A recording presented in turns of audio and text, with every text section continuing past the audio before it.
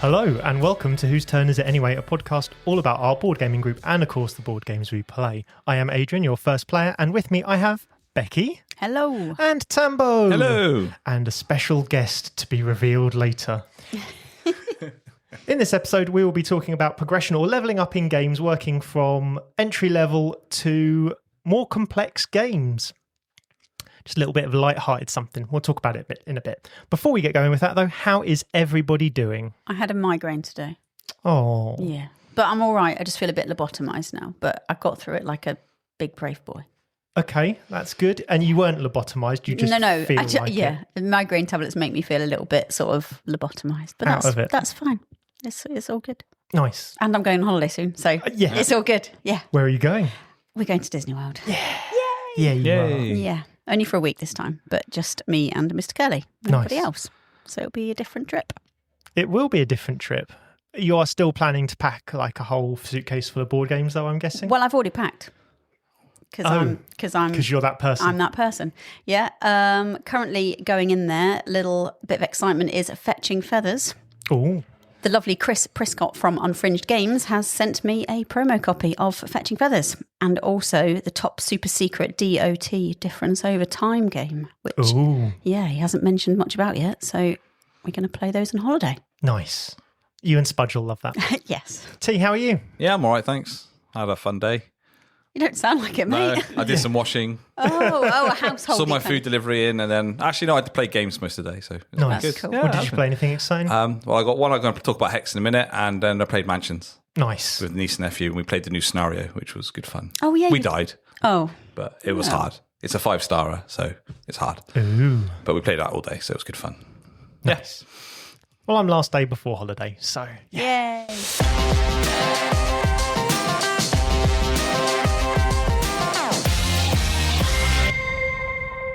Let's go on to our next section where we talk about you and me and all the good things and the bad things that have been as we talk about Hex. Yeah. Let's introduce our very special guest.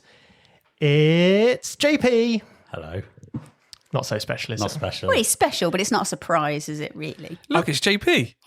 It's just appeared in the room. I'm hoping that might have got people just to hang on for an extra 30 seconds. An extra sort of clickbait. Yeah, 10 yeah, that's it. clickbait. Just special guest. They'll hang on in there just to listen to what it was. Realise it was me, and now you can Yeah, turn now off everyone. you can turn off now. You can turn off. It's all good. Yes. So, JP has recently played a game which he'd like to talk about. Do a bit of plug, and then he's going to disappear while we look after the rest of the episode. Yeah, so I thought I'd just jump on and talk about a game that I played recently, which is Andromeda's Edge Genesis, the expansion. Ooh. So by the time this is released, the Game Found page and everything will be live, I believe. So I thought it's a good time to talk about it and tell you what my experiences were. So I'm not going to go into Andromeda's Edge. I've talked about it on previous episodes. Go and check those out and just search it up and you can learn more about it. But generally it's space worker placement, Dwellings of Elder Vale 2.0, and it's fun and it's just crazy madness. So what happened was Mark Monk from Ninja Geek Games had kind of chatted to me and said, look, he's got Rosie from Cardboard Alchemy, who's also Rosie from Cozy Board Games, who's a massive kind of presence on the social medias, the socials, the interwebs, and all that kind of stuff. She was coming over to Ninja Geek HQ, Mark's house, and Mark only lives literally from my house 5 minutes away. Yeah. So it's so weird, isn't it? It's weird and it's convenient as hell. So so on a Thursday I popped round.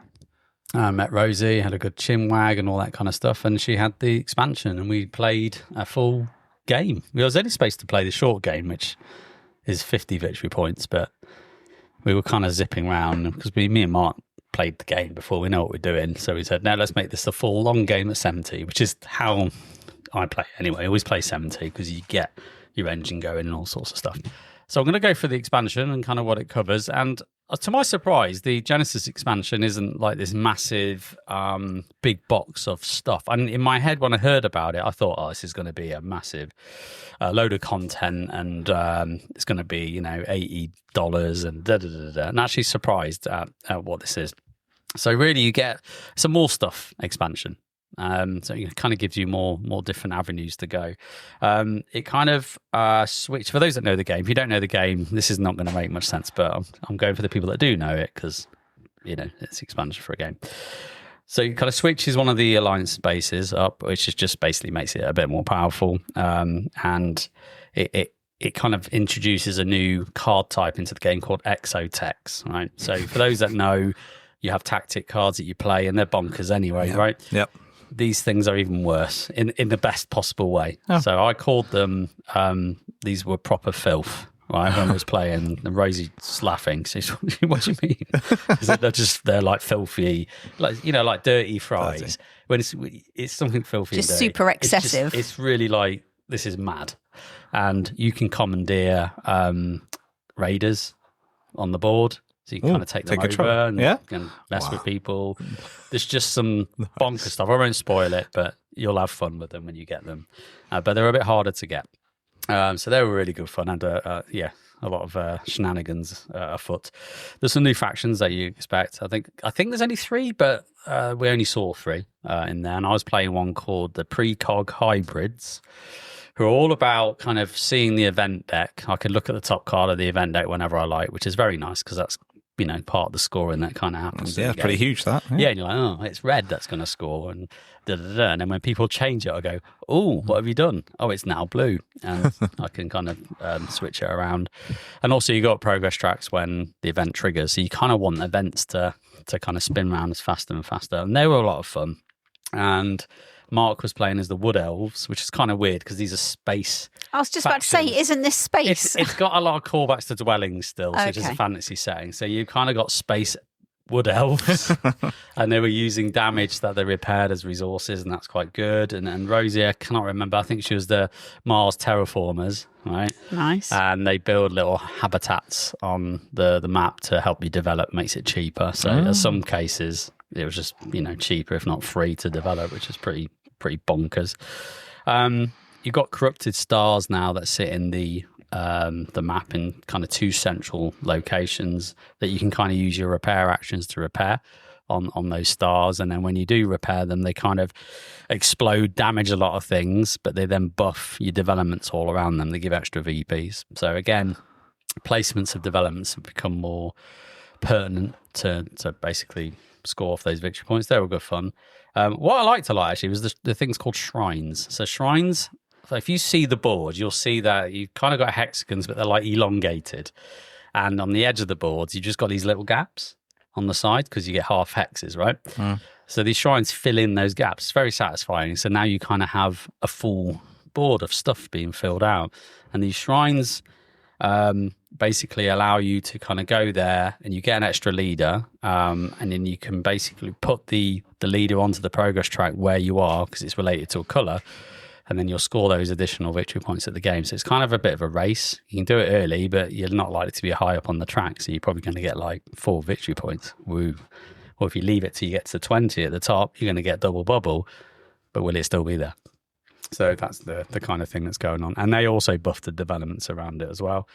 So yeah, you get new events, another event deck. So in the base game, you've got your standard one, which is nicey.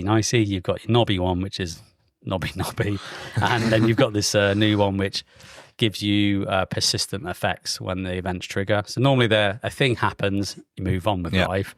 This is kind of an event triggers, and now this thing will happen until the next event triggers. And I like those because it kind of bends the rules around a little bit, and you've kind of got to deal with it.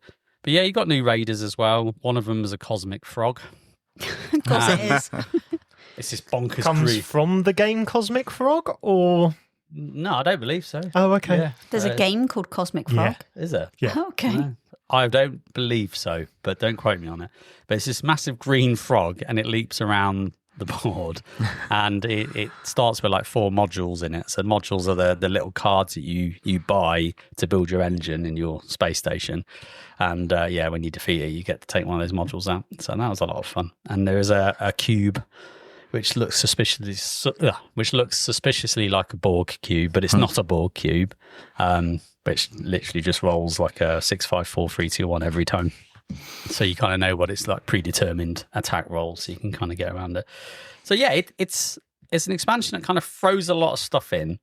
So if you want more things, it gives you a few more avenues to kind of progress your VPs and things like that, but it doesn't change the game. Are these modules, or is it an all? I was going to ask the same thing. Modules, yeah. So you can kind of like, I'll have a bit of this and a bit of that, or actually throw it all in, have a bit of fun and all that kind of stuff. And I was surprised actually, because I think the price point that's coming in at is $29. So I was like, reasonable. Actually, For that's extra great. content, that's really good, isn't It's it? extra content, but I think people who love Andromeda's Edge, and maybe you go, oh, what's this going to turn into? It's still Andromeda's Edge. It's just Andromeda's Edge with some more bits and bobs. And yeah, for $29, I think it's great value, to be honest, for what you're getting. And I think if you back, you'll get the 3D Raiders. So if you've got the deluxe pledge of Andromeda's Edge, everything they promised will fit into that box. So there's not like another box on top. If you've got the retail, I think you won't, but that's just standard anyway. So yeah, I just thought I'd come and talk about it. We had a great day. Rosie was a great kind of host in that she taught us the game, and yeah, we had a good fun and a good bit of a laugh. And you know, Mark's always good fun to play games with anyway. So yeah, massive thank you from me to them for inviting me along. I had a blast. Nice. So yeah, that's all I wanted to say. All right, So I can leg it now. you can sort of. Leave you to your episode. Yeah. What's this one again? What's this one again? I don't know. Bye. So T, what have you been up to? Okay, so today I played a game that I bought at the Expo this year, and it was called Console Wars. So it's a very lightweight card game. It's one of those games you probably want to play on a convention between big heavy ones. I think you just want to put out a half-hour, 45-minute game. So basically what it is your console companies, and you're trying to make these games to get fans, get a real big fan base. And so what you got to do to win the game, you got to get four different a complete set of four different genres of games. Right. So it could be fantasy games, a shooting game. There's a different genres they've got, role playing, all those sort of things. There's quite a lot. I think it's about 8 to 10 different kind of genres of games. But if you don't know games, you could just go by colors because they're all different colors. But some games have a set of 2 to make, or some have a set of 4 to make, or 3. So the winner is the first person to, on their tableau in front of them, have 4 sets of complete genre games. And then you get, so on your turn, you draw 2 cards from the main deck. You'll have 5 to start, and then you always draw 2 cards, and then you have 3 turns actions, which is just basically you can either play a game from your hand onto the table, or you can play an action card, which does some cool, funky stuff or stitch other people up, or you got a fan base card, which means, say on the fan, you've got 10 million fans, and you put it sideways in front of your tableau. It's kind of acts like a little barrier. So when people steal fans off you, you got money to pay, okay? Because other people will play cards that steal your fan base. And if you haven't got any fan base in front of you, each game you have on your tableau has a fan base value on the top right. So you have to start paying with your games. Oh, Okay, I see. you see. So and then you sneak it off other people. And when you get sets, you can't destroy a set. And then you get these other big cards, which are fan base.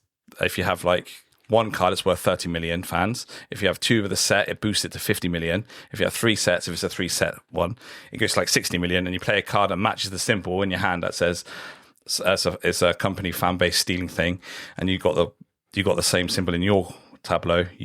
Every player has to pay you like 60 million fans.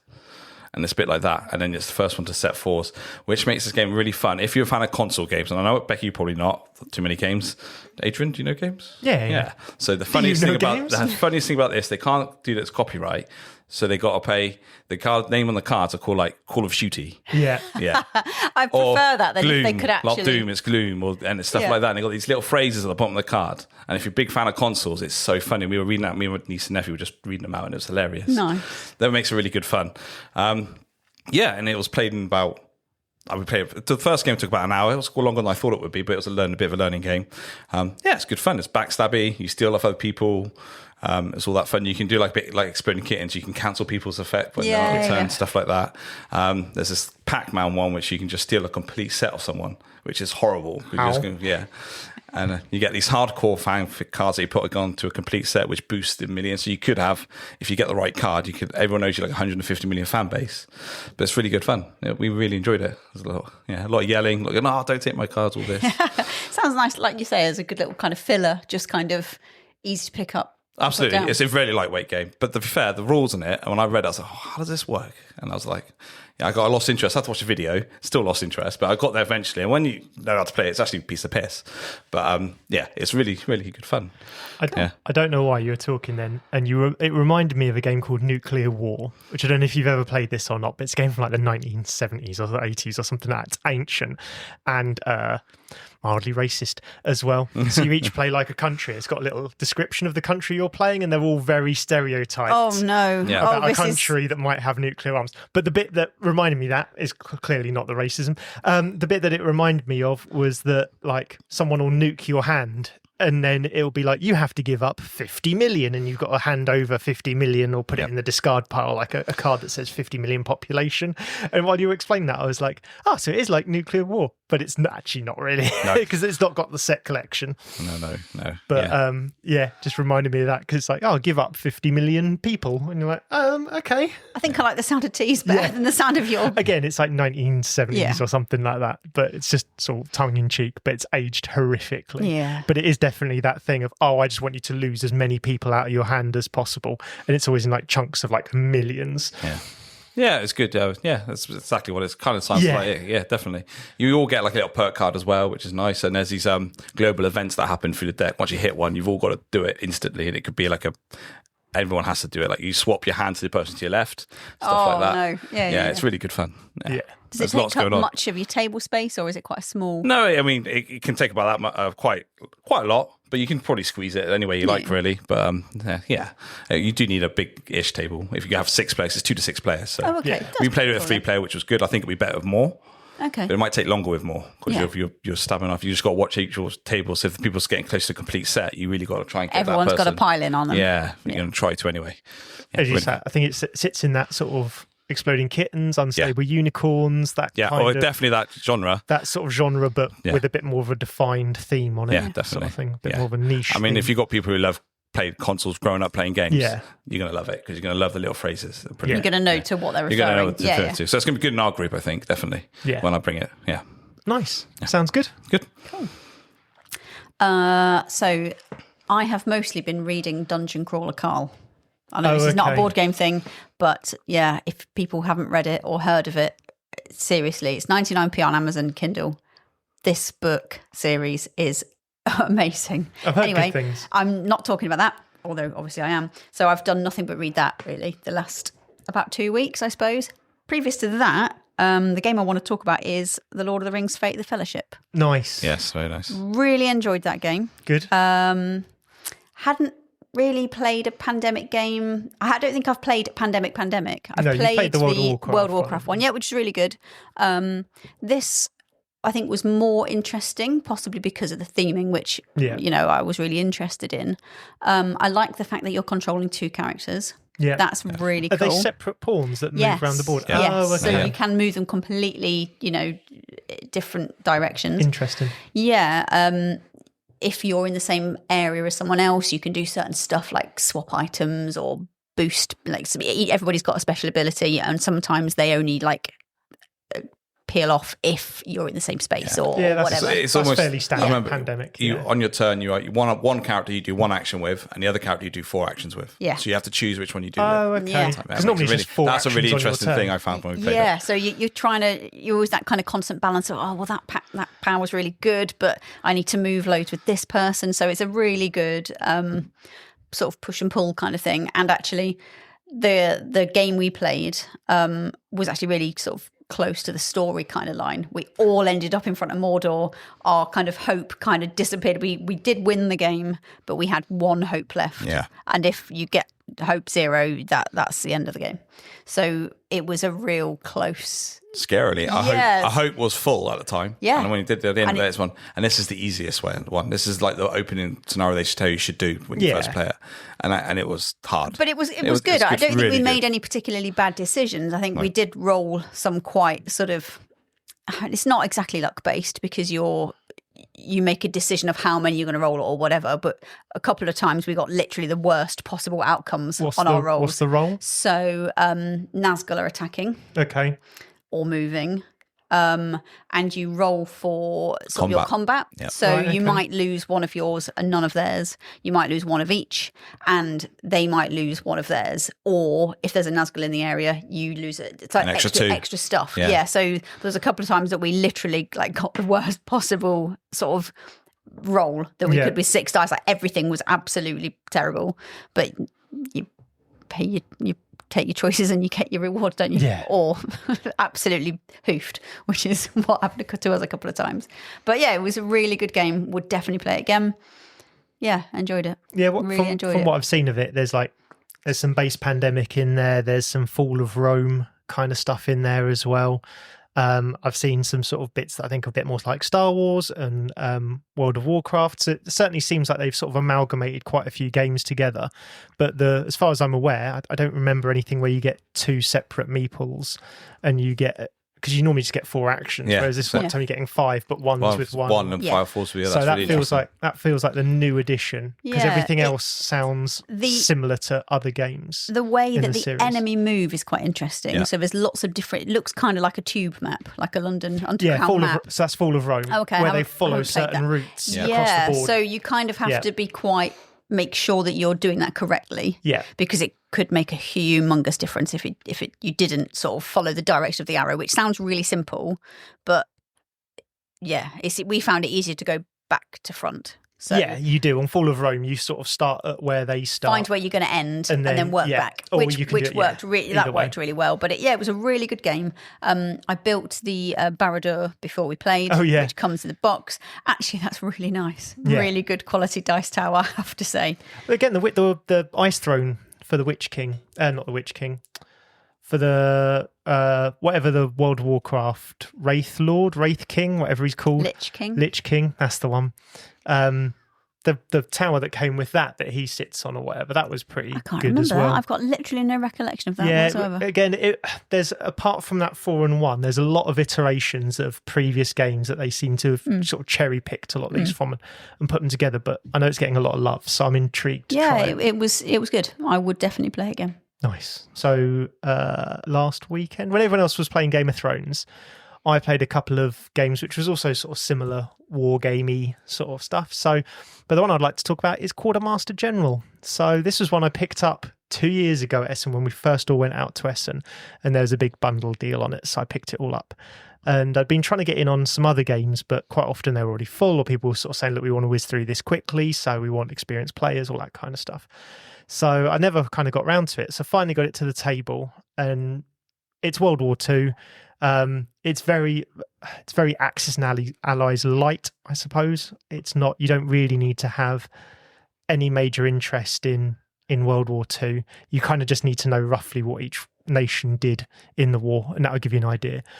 But it is very, very light on the war game front. So you got a map of the world, and each person takes a nation, or if it's like 6 players, each person takes a nation. If it's less than that, then you divvy them up as necessary, and you've got as expected, the Axis and Allies side. On your turn, you've just got a deck of cards. Whereas most of these war games are very like they'll let you do anything within this construct of massive rules. These are really rules light, but everything is done from your cards. So it'll be like, build an army or build a navy, and you can just build an army or navy next to where you already have an army or navy.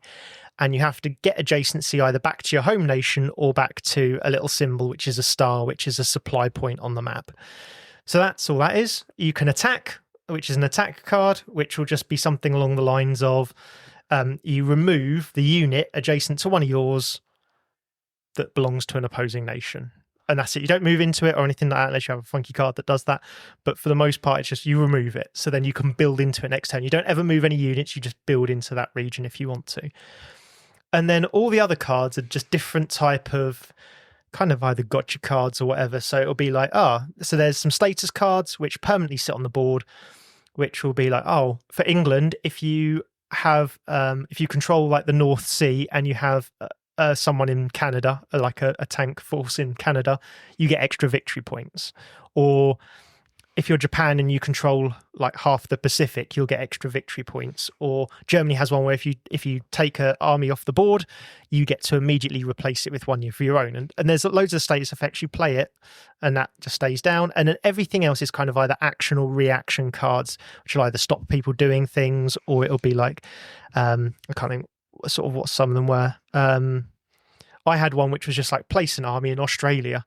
Now I still need supply. Luckily, Australia was already a supply, but it just allowed me to put a tank straight there, which sort of defied all the rules. And on your turn, literally all you do is play one card, follow what it does out of those sort of 6 options, and kind of keep going round. And each turn, you score a very basic number of points. So for each star you control, it's basically 2 points, unless you share the star, in which case it'll be 1 point for each person that's there on their turn, and then plus additional points you get from whatever else there's on the board. These different cards will give you different points. If at any point there's up to 20 rounds, I think it is, if at any point at the end of the round one side's 30 points or more ahead of the others, then that side wins. Or if not, it just goes to 20 rounds and it's the one on the most points that wins. It's so simple for a war game. If you've got people who just want to do a bit of World War II or just want to play a bit of a war game or something like that, it is really simple. It's probably one of the most simple. It kind of reminded me about Blitzkrieg in its simplicity, is it's not really doing necessarily the normal war game thing, but it is summarizing that sort of push-pull and that area control that comes with. So would you say it's good for someone who was wanting to dabble into war games, or is it good for someone who likes war games already and just wants like a short, easier, both, less thinky? Yeah, okay. I know people who play this who don't care for war games, because it's no different to most other area control games where, whatever dude's on the map sort of thing. It's very light. All the nations are very pointed. So it's like if it's Japan, you're controlling the Pacific. If it's America, you're trying to build everybody up, and then you're going to probably make a late surge across the board like they did in World War II. If it's Germany, it's expanding out towards Russia, towards France and into Africa. So they're all very pointed with their decks as to what they do. It doesn't mean you have to follow it perfectly. It just kind of pushes you in a direction. And so it's very, I think if you took the World War II theme off it and completely rebranded it, no one would notice. Okay. It's that kind of it does give you a little flavour of World War II, but it's not a typical war game in that sense. It's very, it's just very dudes on a map feel. But yeah, and very easy to get into. I think I did the teach in about 10 minutes. Oh, wow, okay. Which normally I spend about an hour starting to teach off war games. Yeah, sure. So that's been the thing that's put me off. I mean, war just doesn't, what is it good for? I mean, but the idea of sitting there with dudes on a map being told that I have to do that just... No, it's very simple. And it's got the Axis and Allies thing where you're trying to help each other. Obviously, you're two teams and you're trying to help each other out. But you kind of, if you know a little bit about World War II, again, it's not a lot you have to know. But if you know a little bit about World War II, you know roughly what your friends are going to kind of probably be able to do on their turn. But you are dictated by these cards. And the other thing that's quite odd is that you have a limited deck. So when you get to the end of the deck, every time you'd be asked to discard cards, and everyone's got things that make other people discard cards, you lose victory points. And of course, when you've got no cards in your hand as well, every turn you'll lose a victory point. So if they can... One way of sort of getting victory is to control the map and sort of get ahead. Another way is just to blitz through your opponent's deck with discard stuff. Wait till they've got no cards to play, and they'll be able to do so little. Once they've got like only 3 or 4 cards in hand, you normally have 7. Once you've got only 3 or 4 cards in hand, the likelihood is they're not going to be able to do anything productive. And then they're going to start but they have to play a card or discard a card. And then every time you make them discard cards, it comes from the top of their deck, and they're getting minus points. And you can kind of... what's the term? Starve them out of the game almost, and they can sort of lose points that way just because they've run out of juice to stay. It's like an economy. It's designed to be around economy. You've run out of money, sort of thing. You've run out of, and each nation has a slightly different sized deck. So some are more likely to run out of economic stability and stuff like that. And again, it's just, they're all so clean and so simple, and say 10-minute teach. I think we'd wound up in about an hour and a half. No, thoroughly enjoyed it. I've got the expansion ready to go as well, which adds a couple of bits and pieces. Because I think probably with the base game, I think you might have 8 or 9 games in it before everyone's learned, if you play with the same group, before everyone's kind of learned what's in everyone's decks and what they're going to do and all that kind of stuff. And then the expansion adds some stuff in which can mix it up. So I had loads of fun with that, and can't wait to play again. But yeah, Quartermaster General. Yeah, nice. Cool.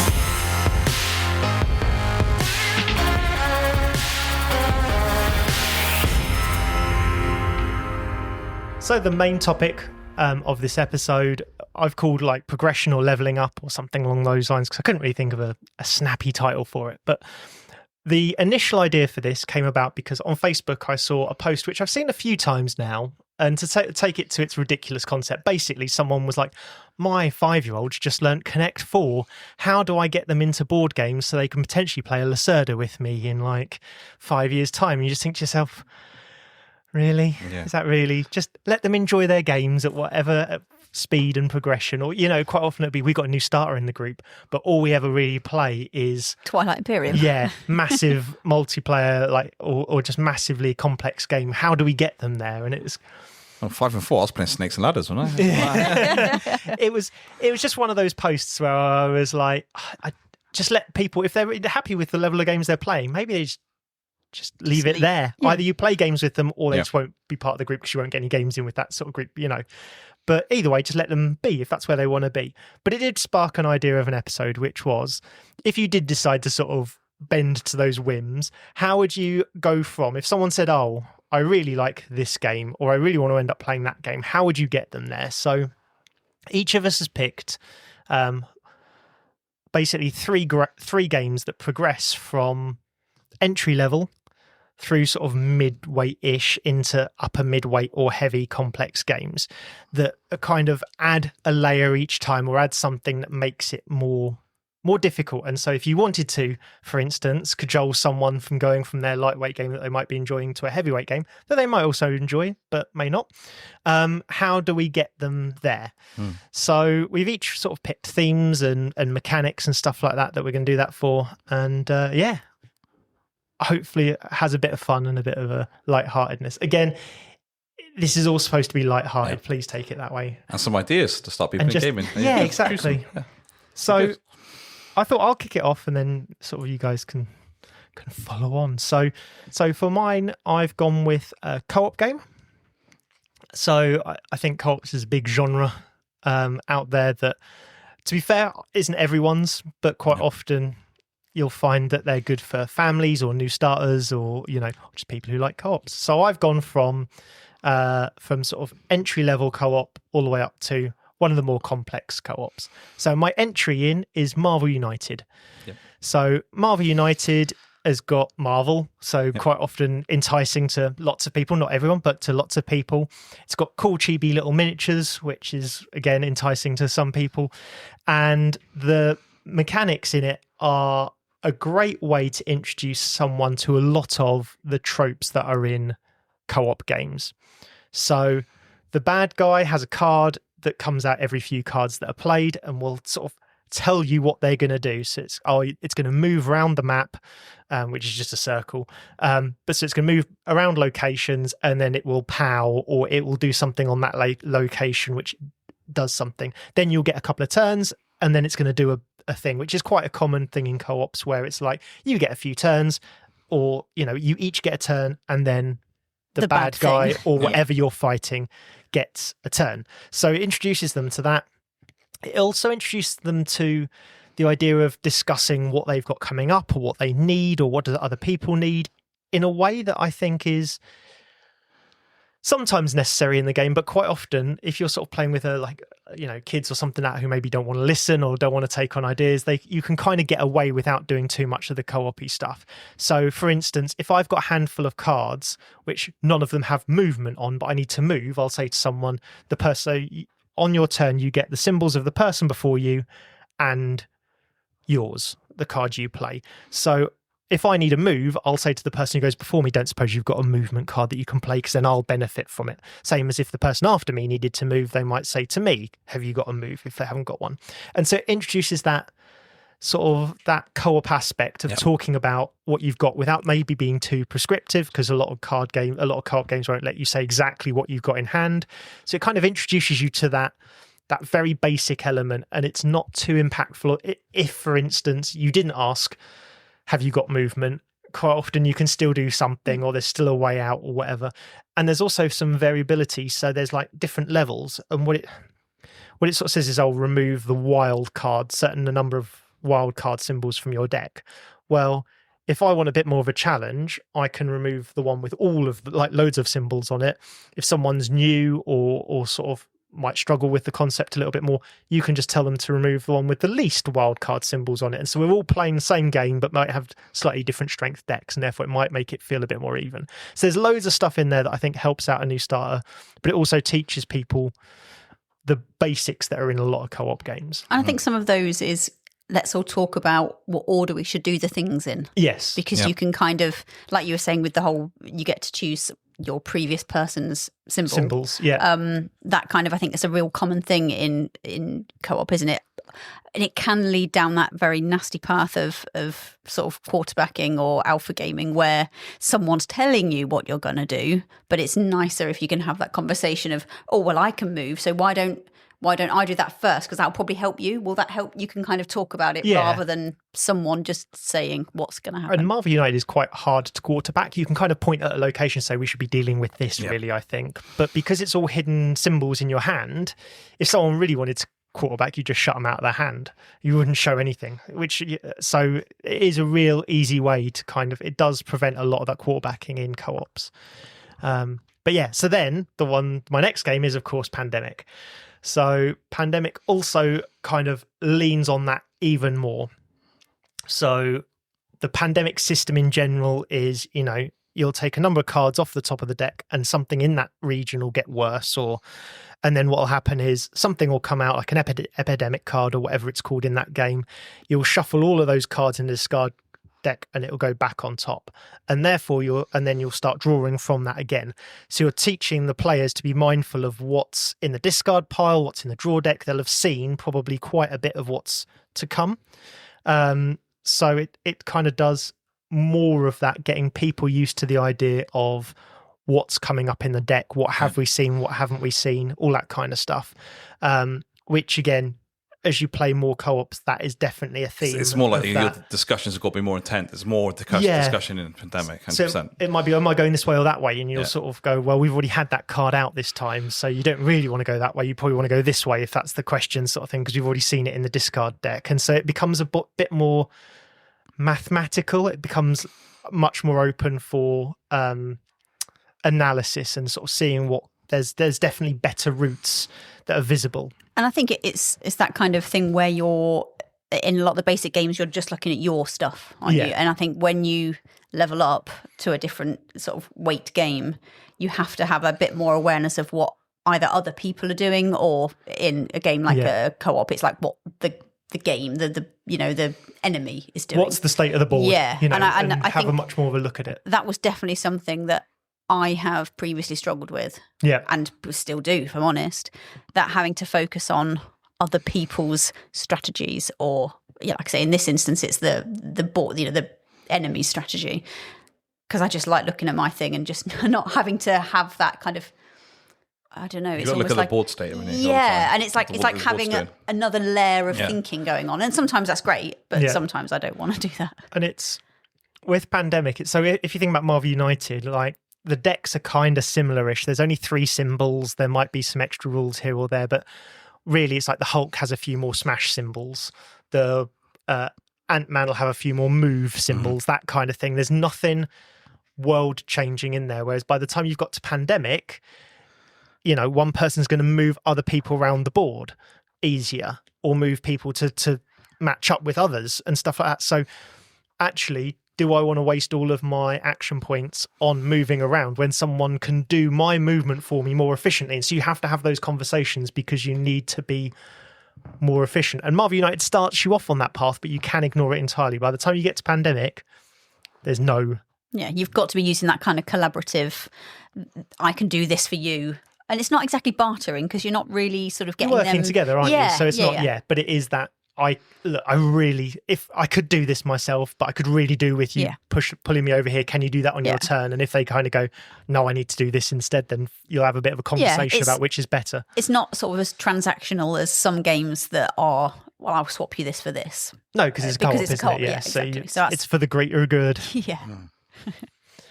So anyway, so that was Pandemic. That's sort of my midweight game. And then anyone who's probably listening to this is probably screaming out the name of my next co-op, which is the top end one, is Spirit Island.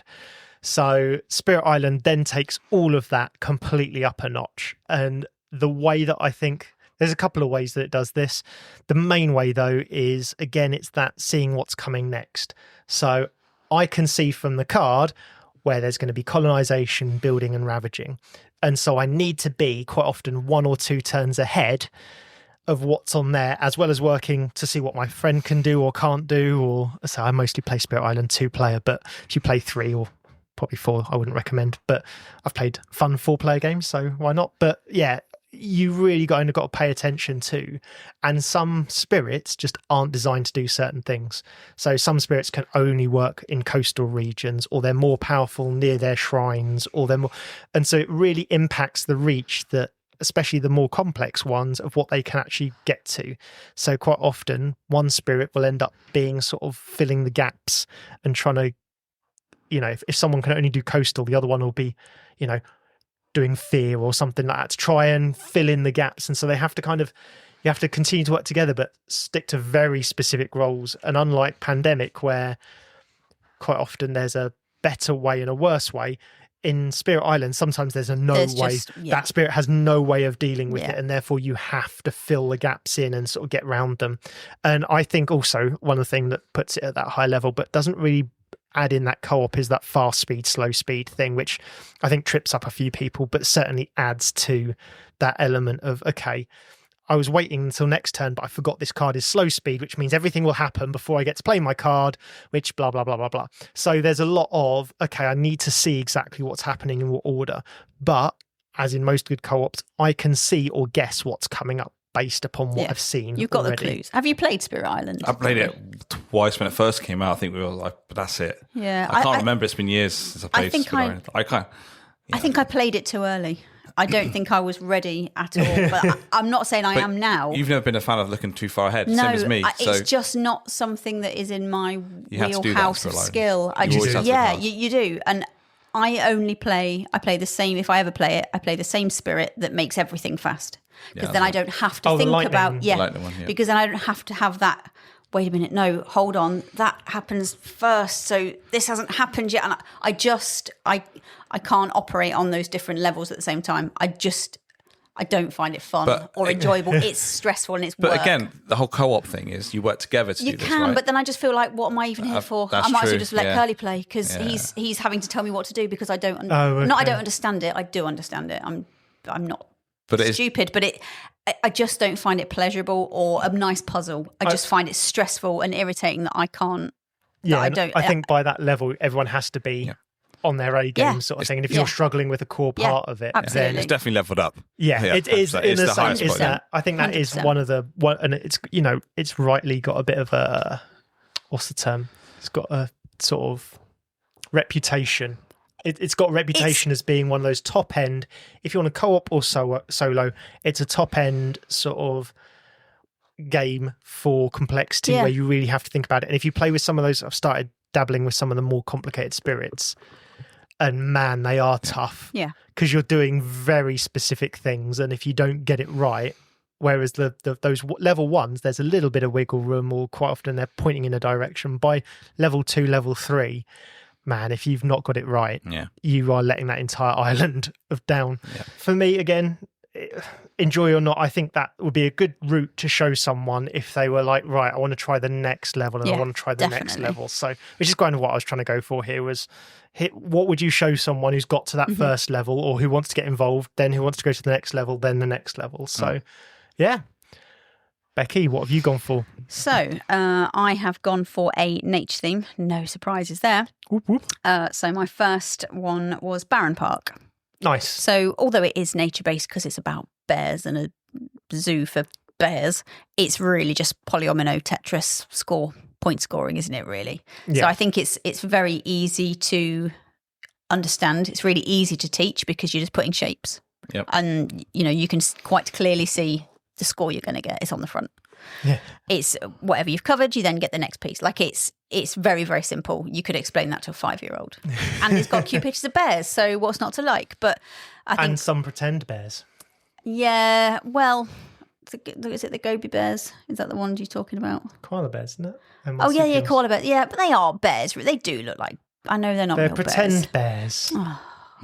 I prefer the chip bears, although they're not chips. They just look like they're on piles of chips. Like, as in fish and chip chips. What? The bears that are... gone down a route here. On Barenpark? Yeah. Oh, okay. Yeah. I was like, what kind of bear just sits on chips? The best kind of bear, whatever. No, the bears that are all the backgrounds are yellow. Yeah, they look like they're sitting on chips covered with curry sauce. I've never noticed it before. Well, you'll notice it now. I've sold it, so. Oh, all right. Well, whenever you come around my house and look at it, you could see they're on chips. So it's a really, really simple game. Yes, it's nature themed, but it's not really. It's shapes, isn't it? And I think you could get anybody interested in that really quickly. It does the thing that nature does, which is it feels accessible. You understand what the theme is. Yeah, you're making a nice zoo. And simple. And apart from the fact that things don't, like the rivers and that don't actually have to join up, and neither do the pathways. That was always my one little bit. That would be cool if there's some way to do that. But apart from that, everything else kind of makes sense. Yeah, because it'll be put them together or don't put them together or whatever. Fill the spaces, get the points to get the group. Things. Yeah. It'll always be like play 4 of these or whatever. It's just okay, cool. I need 4 panda bears. It's easy to do, but still quite satisfying that you've completed the shapes or whatever. So I think I could sell that to anybody of my friend group that would even sit down for 20 minutes and play a game. Nice. That's a nice, simple one. My next level up is Wingspan, which is not at all about puzzles and shapes, but you could... It's not about bears either. It's not about bears, Still no. nature, we're good. This is it. So I think that, like we said earlier, that IP of... I know it's not a specific, intellectual property of a genre, but just nature and... foresty stuff and animals really calls to people. It's approachable. Yeah, and people understand it and they like it and it's attractive. Yeah. So, Wingspan is my next one up. I think, would I have thought I'd sit there playing a game about birds? Probably not. No. But it's easy to understand. Yeah. It uses very sort of easy and understandable terms like birds that live in water, birds that live in trees, birds that live on like that. Yeah. It doesn't have to be water, plains and trees. Like in Wormspan, it's caverns, whatever it is, the crimson caverns and the whatever it is. So it doesn't matter really. It's just which layer does it live on. Yeah. But with the kind of nature theme, it's understandable, immediately understandable. Yeah, because eggs and wingspan and stuff. This is all terms that, whether we use them regularly or not is a different thing, but they're all terms you'll have heard of probably. This is it. So as long as you can understand, right, you can either play a bird or you can get food. Yeah. That's kind of, or pick up cards. That's kind of your options, isn't it?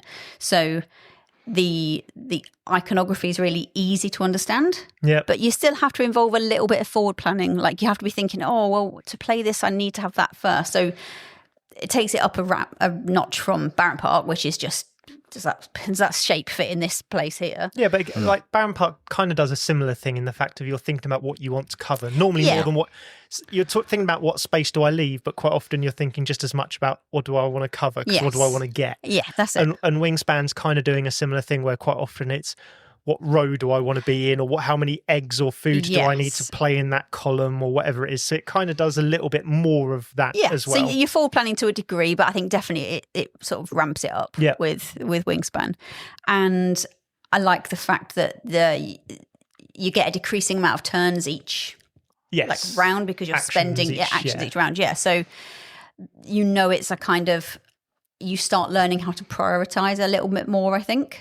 And sort of, because you've got the bird table there of the birds that are free for everyone to pick, that starts kind of teaching you, right, well, if you've got your eye on something, it's an open market, you need to get it. So you need to prioritize your picking up cards action rather than, so it helps make you decide what is more important, which I think is something that I definitely struggled with when I started playing board games. I think finding efficient ways of doing stuff was okay for me, but I would never have to do that sort of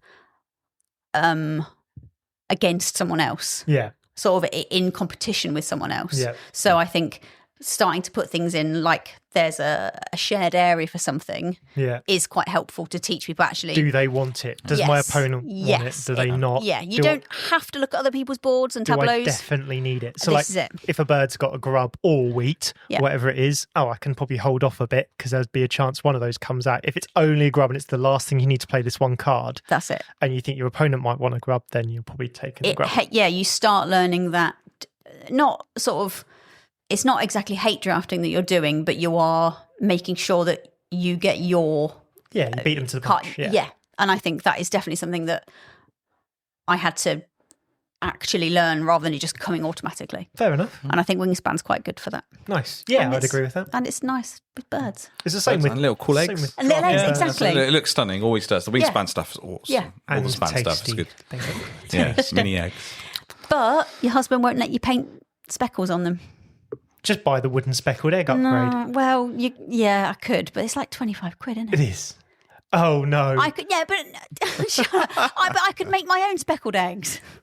Never thought I'd say that. I could speckle my own eggs. But he won't let me. And you did think you would say that at some point? I didn't. You never thought I could make my own speckled eggs, but you did think, I could speckle my own eggs. That would be a comment that you might say.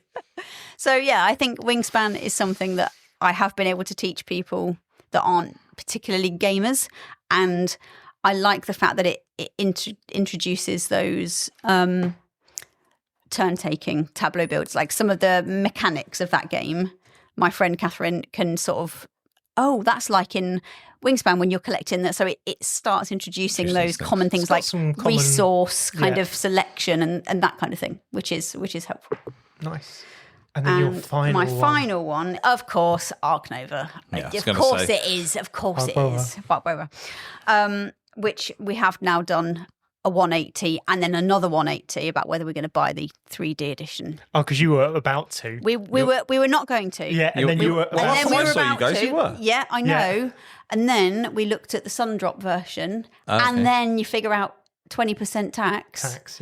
And then you're like, holy crap, this is getting up of 300 quid now. You got delivery on that, that's what I expect. Well, the eggs on top, I know. So it's rapidly becoming just a bit ridiculous. Yeah. I've spoken to several people now who are really on the fence. Yeah. And they seem to be coming down on the let's not. But it's funny how close they get. Because, again, I can't say anything because we've all bought games that are massively blinged up and that have too many things in it or whatever. And is like basically a £60 game dressed up in £400 packaging. We've all played or owned those games, I'm sure. But there are so many people who like Ark Nova who are like, I might buy this, and I'm telling myself I shouldn't, but I might. Yeah, I mean, when I first saw it, I was like, do you know what? I don't think it's going to add anything. Blingmeister Becky herself says, I don't think I'm going to buy the bling. And then I listened to Curly's the episode a few weeks ago, and he was like, yeah, we're not going to buy it. And I was like, you just said we were 2 minutes ago. We were looking at it. And now when we were actually adding it up, we're like, do you know what? I don't think I can. How often do you play Ark Nova with Curly? We play BGA a lot, not recently actually, but we are about to go on holiday and I almost guarantee we'll be playing it. But do we actually get the board game actually out from the Kallax? It's more of a reason to get the board game. I know. Anyway, okay, that's that way of looking at it. Let's stick to why is this your top game? This is my top game because I'm about to drop 400 bloody quid on stupid Sundrop painted minis, but whatever. No, it just levels it up again. So you've got a lot more forward planning, a huge amount more forward planning. You have to do this, to do this, to do this, to do this. You are constantly trying to get to somewhere else before the other people. Yep. You've really got to think about, now, do they want that? Do I want it a little bit? But I might want it. They might. Right, I've got to go. You really have to kind of sometimes completely, not quite sabotage your own plans, but hold off what you were going to do in order to stop them doing the thing that will absolutely nudge it up. And plus, you've got to do one side of scoring and then get the other side of scoring on the board. T does not like the scoring zone, do you, T? No, I'm just saying the leveling up part, that is huge. It is a crazy... That's what broke me. Yeah, it's a crazy scoring method. Yeah. I mean, actually, I think you just almost got to forget the numbers. It's just when it crosses and measure the distance with a tape measure rather than try and go with numbers. That would probably be easier. I know I hate the scoring part, but it's not the scoring part. It's the part where you've got to think about getting people coming to your zoo to go at one side, and you've got to get, what's it called, the other side? It's conservation track up. Doing two sides of a game, it broke me. Yeah. And that's the levelling up part. Is hard. Yeah, and I think for me, you can ignore one. Oh, I don't. Oh, you play a lot more than I have. So you can almost not completely ignore one, but you can really go heavy on one the other side. On the other, or equal or whatever. But I think you do have to have that yin and yang balance of appeal, and you have to go strong on appeal to start with because you need that money. That's the only way you've got of getting more money in. But the big points come from the conservation. Yeah. So isn't that the conversation you get your gaming tokens out onto the gaming cards there, isn't it? You've got your kind of shared conservation plans, achievements of availability. So you're constantly looking at other. That is where playing it on BGA is a bit more helpful because you can just look at how many predator icons has Curly got. He's got 4. Oh crap! Well, rather than have to be peering at their card. Though that's one of the real benefits. And on top of that, it's the cards, the action cards, and how far are they away from the start. There's a lot more to balance. You're spinning a lot more plates. Now, I think I've probably got a slightly skewed view on how difficult that game is because I play it all the time. So I don't think it's as difficult as all that, but that's because I've played to death. It's just repetition. Yeah, and I think that's what I have to do in order to level up of any kind of game. And I think that's the trouble with our gaming group.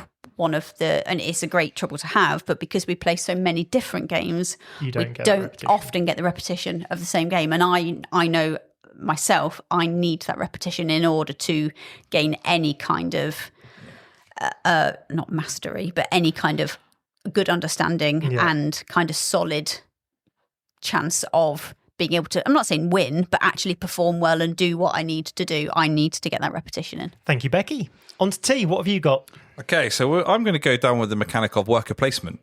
Nice. Ooh. Yeah, that's standard. So to introduce people to worker placement, and I know, Adrian, you have to take a deep breath. No, there's so many better ones. Nah, I don't see. Again, there might be other ones that are easy, but I'm going to go with Lords of Waterdeep. Oh, mate, I'm with you on that. Yeah, that's my second one. That's the first worker placement that I would do is definitely Lords of Waterdeep. It's 100%. simple. You get given a lord, which gives you a directive where to go and what to get. You literally put in a meat. We'll do the no expansions, just the base Lords of Waterdeep. That's definitely right. Even though it's better with the expansion, but to put people in the first level, I would say just the base. And you just you explain worker place what it is. You put a meatball on the table on the board, and you get the color cube. Yeah, it's representation. And then you've got to meet these color cubes to make your missions. Yeah, swap them around. Yeah. Swap them around for this, and it's extremely simple. And then you score your VPs and you go up the track. You can make it a little bit more fun by playing intrigue cards, which you introduce a card into it. So you can do this little double actioner, and you can sniff up other people, obviously, with the mandatory quest, which is annoying. But it gives a taste of what, competitivity, isn't it? So, and a small one. And I think Lords of Waterdeep would definitely be the first level of thing. And you got shops as well. Obviously, you can build up other worker spots for people. So it doesn't look the stunnest game. I'm not going to lie. It's just color cubes, and the theme is. You say something's Dungeons and Dragons, it might put them off. So you don't say that. You just say playing a game called Lords of Waterdeep. Or you might say it is Dungeons and Dragons if you're trying to entice them and you know that's going to work. Yeah, I mean, you say people you play board games, you play Dungeons and Dragons. Like, no, there's lots more stuff. Dungeons and Dragons. There's lots more stuff. Yeah. Play this game about Dungeons and Dragons. You don't have to dress up as wizards or anything. You're right. You can if you want. Yeah, but you can if you want. But I don't really know what else to explain with Lords of Waterdeep, but it's that simple. Yeah. It gives you a directive. Swap it. Put it down, and then you choose more, look ahead a little bit. And you get ongoing abilities as well, I suppose, when you play certain quests. So, simple game to explain. Yeah, that one, Lords of Waterdeep. So pretty straightforward. The leveling up one I'm going to say Caverna. Oh, that's an interesting choice. Yeah, because now you've got your own little table, and you have to build farms, and you have your own little caves, and you've got to breed, and you've got to make sure you feed your family. So there's other things you've got to think about.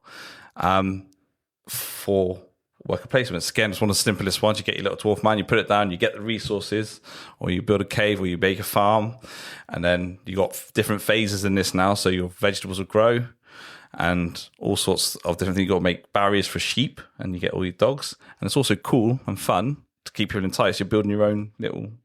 Yeah, it makes it more personal, doesn't it? Because you've got your player board in front of you that you can control. It doesn't really matter what someone else's looks like. Nope. But that might give you a hint as to what they might choose next. So if you need it, snaffle it before they get there. Yeah, correct. And I know in Lords of Waterdeep, it's quite punishing if someone goes on a spot you want, you're done.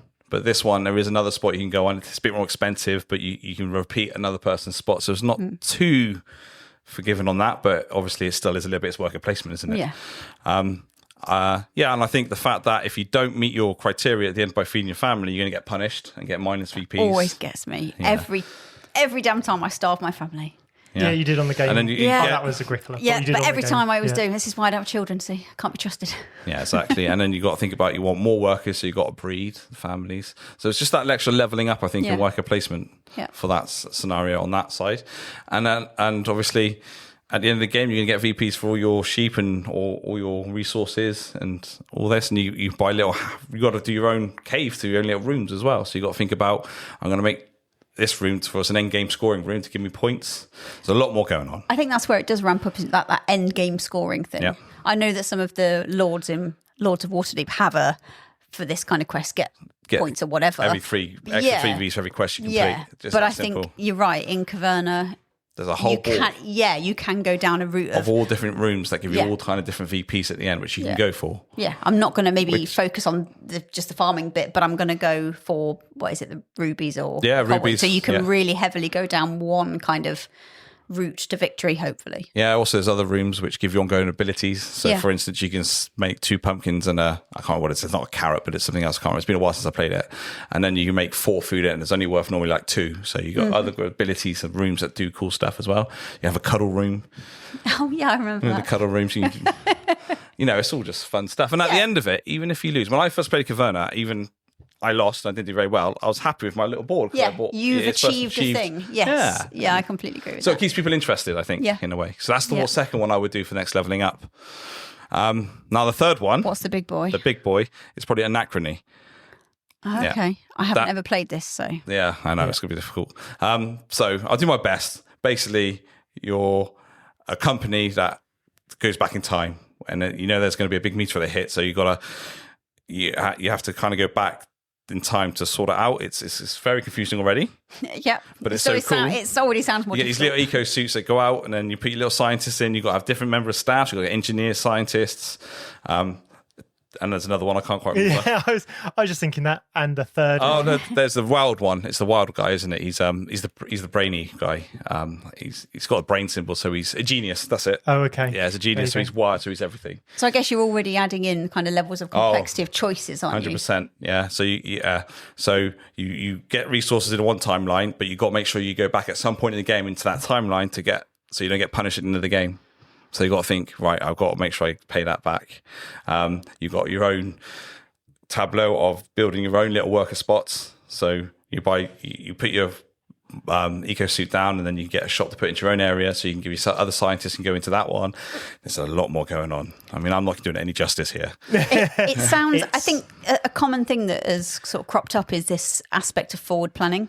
Yeah, that seems to be leveling up, a common in those kind of higher, I don't want to say higher echelon, like they're sort of better, but in that kind of more heavyweight group, you've got this, it seems there has to be this aspect of forward planning and preparation. I think we talked about it quite a while ago, but the 2 things that make things more complex is interlocking things and forward planning. Yeah. The more you have to do of that, the more difficult things get naturally. So that's the natural way to push things into heavier weight games, isn't it? But yeah, I think Anachrony is a great shout for the top end one, because it's got certain goals you have to achieve and things you have to do in a kind of a certain order. Yeah. But at the same time, it's got a lot of options of just things you can do. There's kind of a bit, not too many, but there's a lot of different options in front of you. For my next one, I decided to do the reverse engineering of this thought experiment of what happens if I want to get someone to a LACERDA game. So my teaser is we're going to end at a LACERDA game. Right. And if you want to play along, you can decide which LACERDA game we're going as I describe the different games. So what I started with is Splendor. So in Splendor, you're kind of doing two things, which is you're building up your pool to make other cards easier and cheaper to buy. Yeah. So you don't have to spend the chips on them. So you're gaining chips as you need to. You're making those decisions on what resources you need to collect. And then you are also making decisions on what parts and what are those gems or whatever they are. Or I play Marvel, so it'll be what superpower symbol you want to collect, right? So you're then getting those, and then that makes everything else cheaper.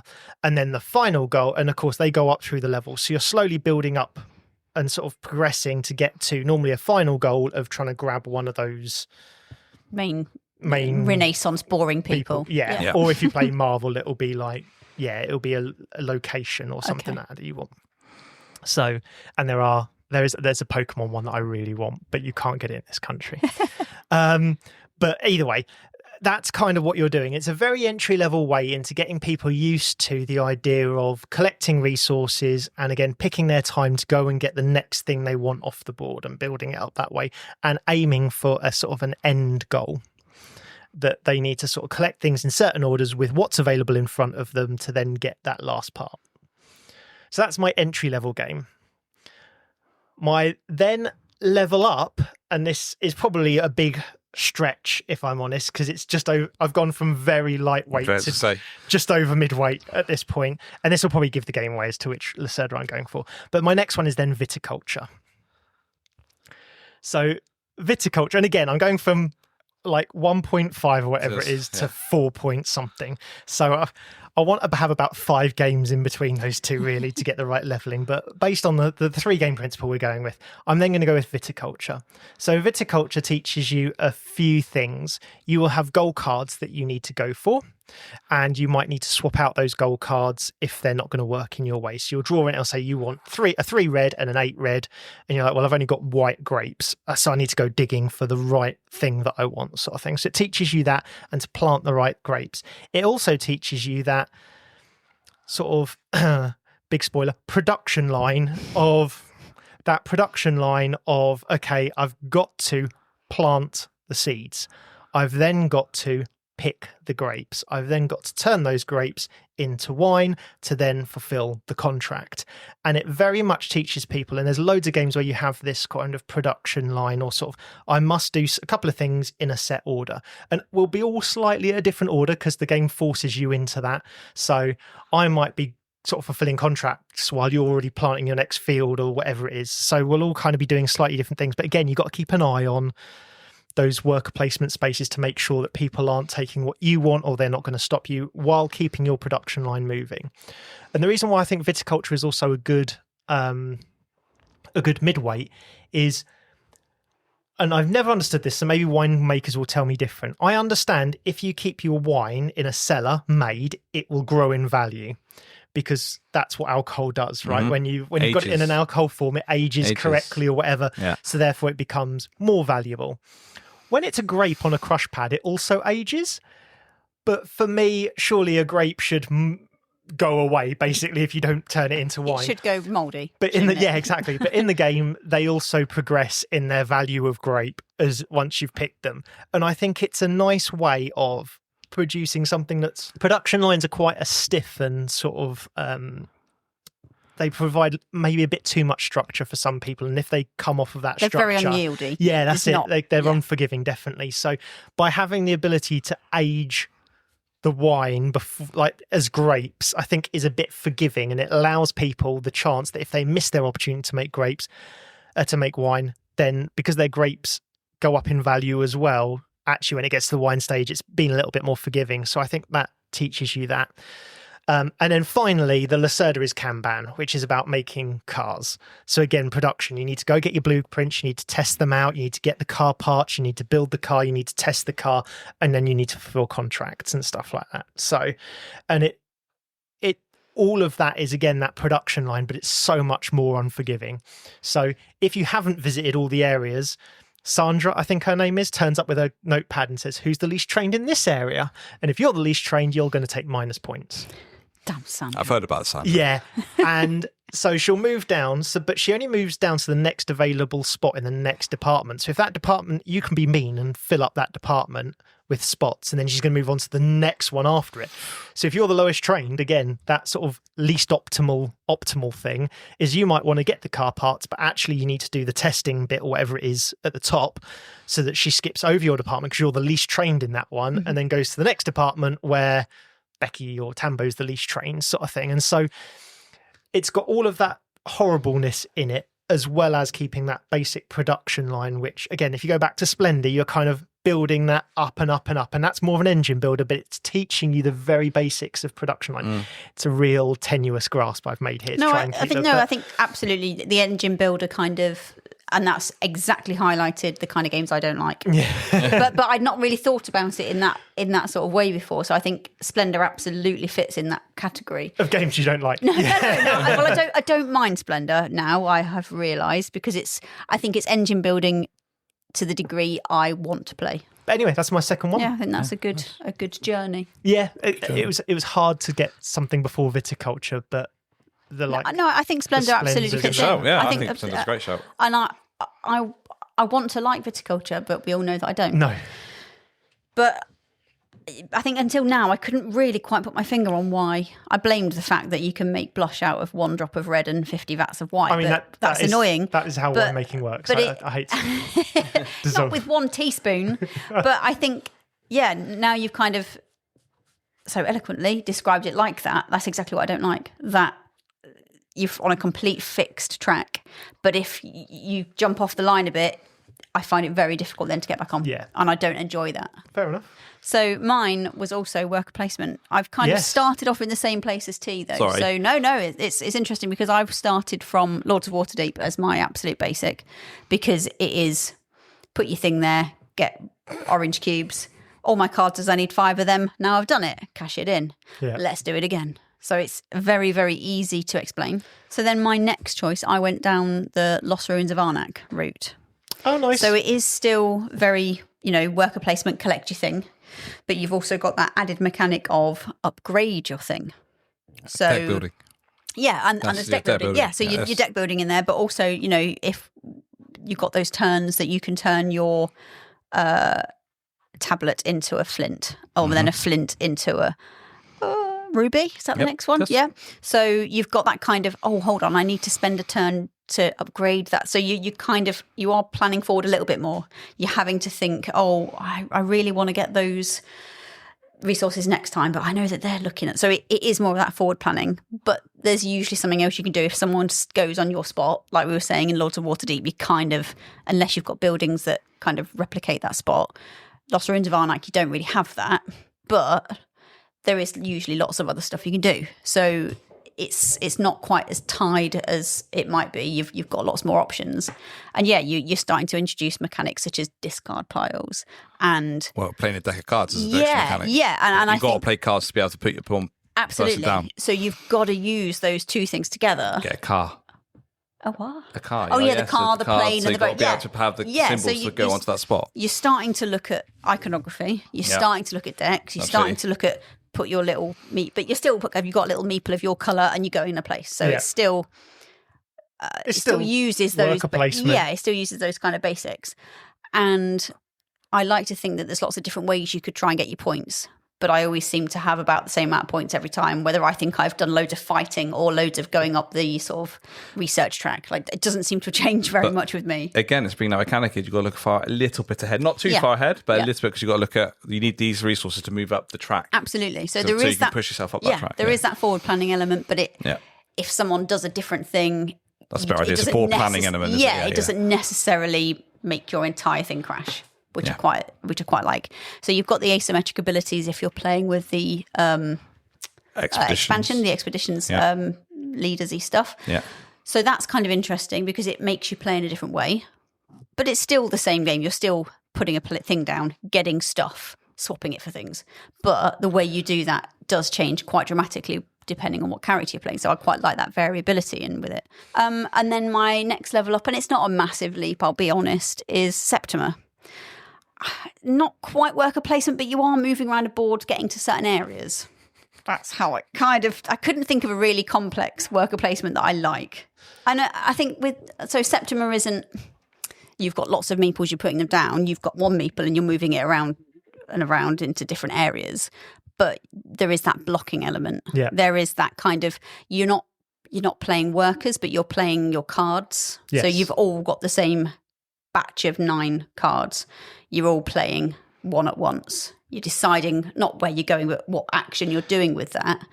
And with that, you can intentionally mess people up. Yeah, I think it's kind of workplace. It's not place it, but you move it to be able to get the resources around you. Yeah, that's it. So when you do your resourcing bit, right? Yeah, so there is that kind of working out. Right, in a minute when I'm there, it's going to be that season. So I can't collect that, but I can collect these. So again, it's that. And I'm watching out for those damn witch hunters. I'm watching out for so it's a kind of mixture of what will the board state look like in a minute. Yeah. Which is something I mentioned earlier, I'm not very good at and don't enjoy that kind of ponderous thing because I always realise too late that I haven't, and I don't want to be that kind of, can I just take that back? Because that just gets boring, doesn't it? So, there is another level of having to think about something else at the same time. Nice. And I really like it. And I felt like I'd put my big girl pants on when I played it for the first time. It's definitely a new level. You can see it. I've not even played it. I've watched a couple of playthroughs and you can see that it's the next level. It's a great game. I love it. It's really good. So T, your last progression. Okay, by progression, I'm going to bend the rules a little bit. Okay, all right. So I'm going to go dungeon crawler, but I'm going to go more, because dungeon crawlers can't be really that more complicated. They can be a little bit, but more how it's evolved. Okay, for leveling up. So my first one's going to even be the remake. Is going to be obviously HeroQuest. Yeah, your basic dungeon crawler. Yeah, exactly. You got your basic dungeon master. You got all your little cool little goblins and little miniatures and all that. But you also got your basic roller move, and then you got your barbarian. Yeah, your wizard with spells, and then you've got the dwarf. Right, your basic. Yeah, and it's good fun. Well, at a time it was good fun, and we played a couple times on Curly's. It was all right, but then it soon thought, that's still all right. It's had its time, hasn't it? It's had its time. You still got your little cool chest and everything you put on the board as the dungeon master and stuff. So, I would start off with HeroQuest as an first level, easy in it. You don't spend any cards. You roll dice to kill goblins, get a higher number. Job done, isn't it? Yeah. Yeah. So it's very basic as a dungeon crawler comes. So the second one, as an involvement, I will say Mansions of Madness 2nd edition. So now you're getting a whole new kind of app involved. Mm-hmm. You're doing, it's more of a mystery. Yeah. Plus, you've got actions now you've got to think about, not just rolling a dice anymore. Yeah. So now you've got more actions to think about. So and you've got discovery as well, isn't it? Yeah. It's all about discovery now. So you flip what the app tells you to do. You obviously flip the tile you move, and you've got to work as a team by doing a lot more cool stuff, not just move and roll and fight, basically, and spend a card to do a spell. And you say that discovery does teach you when is a good time to move on and when is not. And when's not, because if you get that discovery timing wrong, when everyone's unprepared, then suddenly your house is on fire and you've got nothing. Yeah. Whereas I've seen in HeroQuest where someone's like, I'm just going to bungle into this room with loads of stuff, and then all I have to do is run away as quick as possible, and I get away with it, sort of thing. You know? Whereas with this kind of next step, you've got a thing that's teaching you, you've got to be a little bit careful and a bit mindful of where everyone else is. You could flip over and spawn monsters or something. Yeah. Not maybe in the mansion so much, but it can. You can. Yeah. And I think one good thing with mansions is it kind of introduces that you can only do so many things, because then it'll be a mythos phase and it's all going to ramp up. So you can't just infinitely wander about doing stuff. You've got to prioritise what you do, because you've only got, a fixed amount of turns before it all gets horrific. Yes. Yeah, definitely. And you find cool items. You can, you've got the insanity mechanic that goes in there, which obviously people don't like Adrian doesn't really like it, but some of the insanity cards. But my niece absolutely loves the insanity mechanic, and she thinks it's brilliant, but it can be very annoying. I had the one you can't speak. It's stupid. It's just ridiculous. Should be thrown out of the game. Yeah. But there's that kind of mechanics that all show different kind of things. And the mysterious, it's not all just fighting monsters in that one either. So there's other people you can get interested in it, because you've got to figure out puzzles for a start. There's puzzles on the game, so you've got to do. It's like a murder mystery, isn't it? Yeah, it can be. Some of them are really murder mystery, so it's completely different to a dungeon crawler, which it can be. And now for my next level up, I mean, I know I'm not going to help with this, but I think Gloomhaven's probably the next top level as a dungeon crawler. Yep. Yeah, I'd agree, because now you got a campaign, you got a huge campaign, you got about 10 different characters. I think it's more than that, but I'm just guessing. But to choose from, you got deck building, you've got to do prosperity in your own town. You've got town building. You've got everything going on in that game, which is makes a dungeon crawl up to the next huge level. And again, you're falling out of a book. Discovery's still in it. And and then you've got all this cool IO mechanics of how the bad guys move, and you've really got to work well as a team. And you've got to do the, how quick am I going in the initiative order? How am I pairing these thing's a massive thing, the two cards together? So it's really adding a lot of mechanisms beyond, with mansions, while there probably is there's a better order to do things.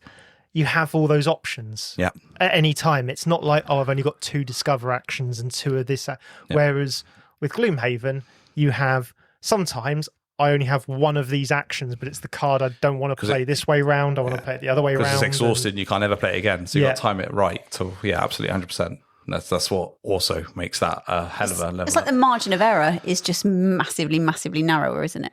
Yeah, definitely. That's my progression from. That's the way I would do dungeon crawling. So hopefully, for those listening, we've sparked some thoughts. Maybe you're on one game and you thought, actually, maybe I now will try that game. Or maybe you thought, well, that's not what I would do. And you can let us know what you would have done, because that's what we all feel like sometimes, isn't it? I wouldn't have done it that way. Or maybe, there's so much we haven't talked about. I was thinking of things like drafting mechanics or deck building and bag building. Yeah, I had a deck building while I was nearly good down. I was doing like Quacks Quedlinburg, and then I was trying to think of a good like midweight sort of like It's a Wonderful World drafting or something like that. And then I was thinking of like by the end like Orleans or something like that. It's a little bit more sort of up. There's loads that we haven't covered. Yeah, absolutely. So if there's something, if you want to have a go at this yourself, please just let us know on the socials, because I'd love to see what people think from that entry level to that. And again, it doesn't have to be mega heavyweight, just that slightly more complex end, because I think it's a fascinating thought experiment. Say all born from silliness and people being silly on the internet, but I think it's a great, just works the brain a bit as to what would you do in what order. So Bill, hope you've enjoyed that section. On to the next.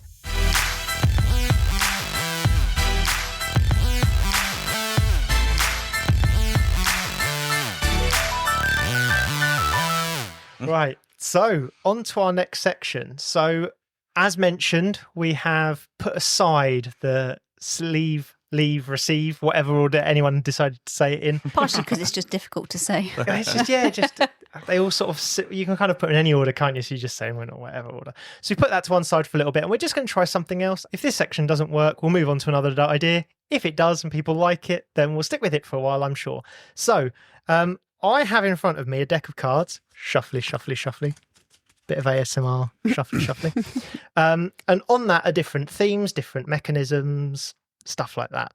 And what we're going to do is we're going to lay out 4 cards on the table, and we're going to look at those 4 cards and try and put at least 2 of them together and come up with a game that we want to sell. If you can put 3 or 4 together, great. And again, if you get all 4 together, please stick it in our socials, because some of these combos are crazy. And if you can find all 4 of them together, then good on you. But so we're going to just give it a quick shuffle and then lay them out. We'll let you know what they are. So we have the first card out is Dexterity. The next card out is Miniatures. The next card out is Dice. And the next card out is Farming.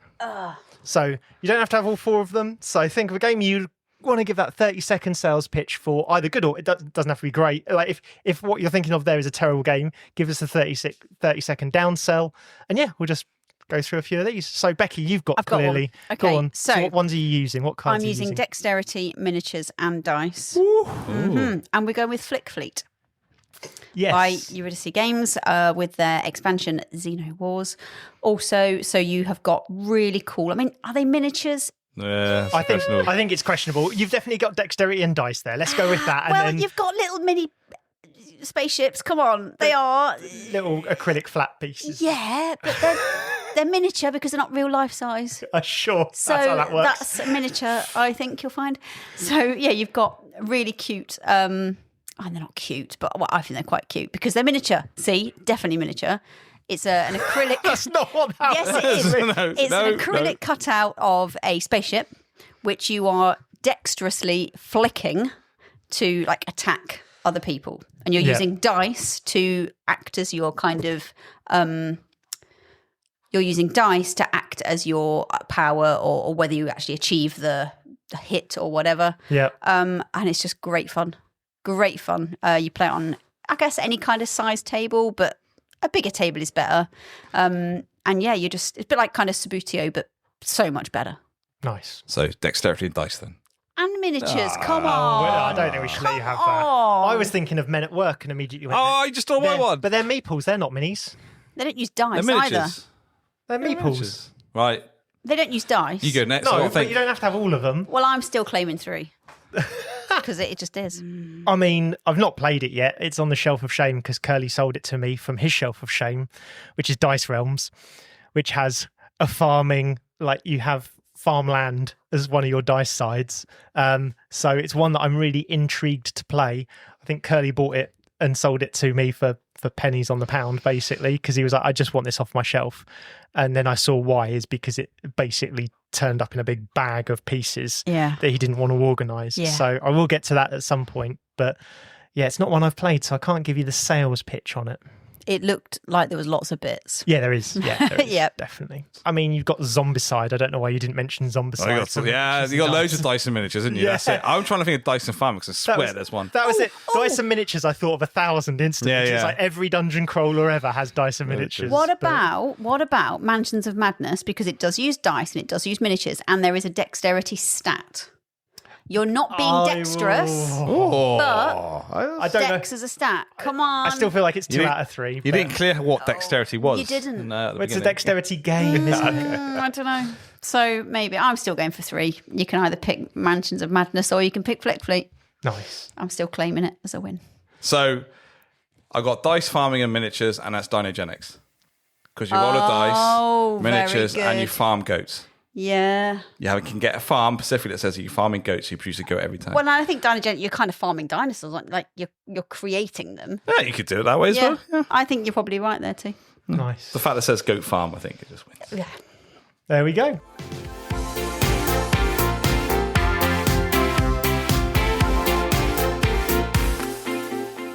Right, on to the penultimate turn, where we talk about everything we are looking forward to. Maybe not everything, but what board games are we looking forward to? Becky. So I did allude to this earlier in the episode. I'm really looking forward to actually playing Fetching Feathers properly. And Difference Over Time, DOT, the secret release from Unfringed. So yeah, I'm really looking forward to actually playing Fetching Feathers. The artwork is beautiful. It's from the stables of Unfringed, which... You know, I love Chris Prescott's stuff. So I've got really high hopes for this. I think it's going to be great. Nice. He absolutely sold out every single day in the UKGE. He was selling, I think it was something like 30 a day. What's that? Sorry. Fetching Feathers. Feathers. And he had limited stock, didn't he? And he sold out within the first, few minutes. Yeah. So this is a hot ticket item. Nice. So I'm excited to take it on holiday with me.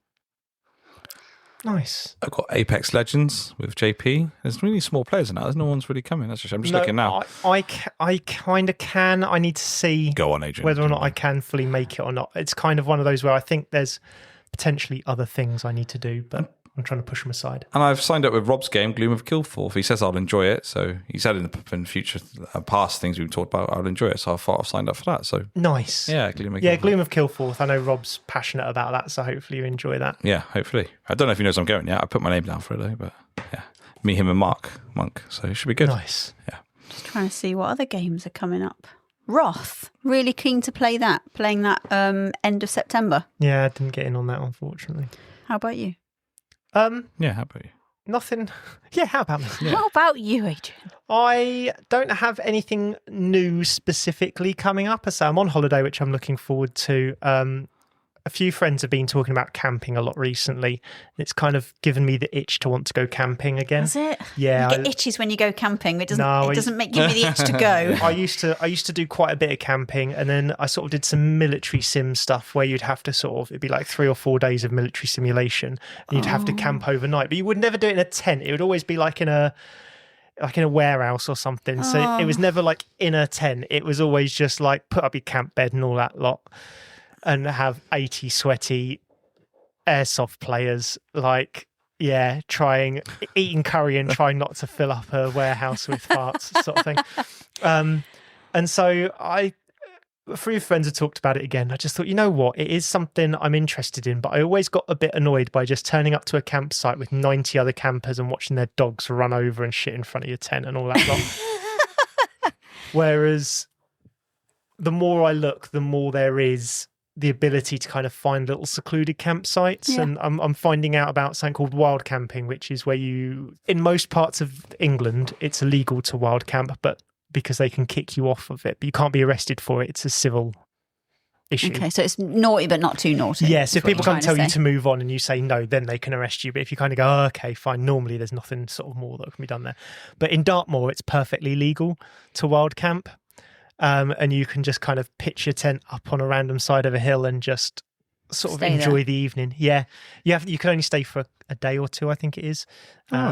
So I am working out what board games I can take with me while I do a bit of camping. So I need to test out my gear, so I'm not going up Dartmoor just yet. But my plan is I found a couple of sort of secluded campsites. So my plan is to take a tent, go and camp there for at least a night, maybe two, do some terrible camp food because that's always fun, and just see if I can play some board games and do a bit of hobby stuff. And barbecues. Yeah, but it's going to be windy and not have a flat surface most of the time. As long as you can put the tin down. My first thought is just like, I'll take Railroad Inc. and a couple of other like roll and writes and stuff out. But it has kind of got the mind working as to what can I get away with. But I did write off dexterity games because outside dexterity games tend not to work very well. Is this solo camping, or are you planning on going in a group? Well, start off with a bit of solo camping, get used to it and kind of all that lot. And then as I say, I've got a couple of friends who have been interested in it or done it here and there. But again, they haven't done it as a group. So I'm hoping we can kind of get out at some point as a few of us and do that. But yes, that's kind of what I'm looking forward to. But it's not really very gamey stuff. It could become gamey though, couldn't it? Yes, so yes, that's why. Nice, yeah, very Wouldn't do for us all to be the same. I don't think I can think of much worse than. I love my bed too much. Yeah, me too. So that is us done. Thank you very much for listening, as always. As always, please reach out on social media. If you've got anything to say about this episode, then please do catch us on our socials. So we now have, as well as our social medias, we now have Discord channel we've opened up. Link is in the show notes below. On there's just a chance to catch up and talk about games, and just another place where you can sort of talk to like-minded people. We also have coffee. So if you want to, you can send us a few quid, and that will just help us. But also, it will now give you access to our coffee supporters only section of the Discord. And with that, the only question left to ask is, whose turn is it anyway?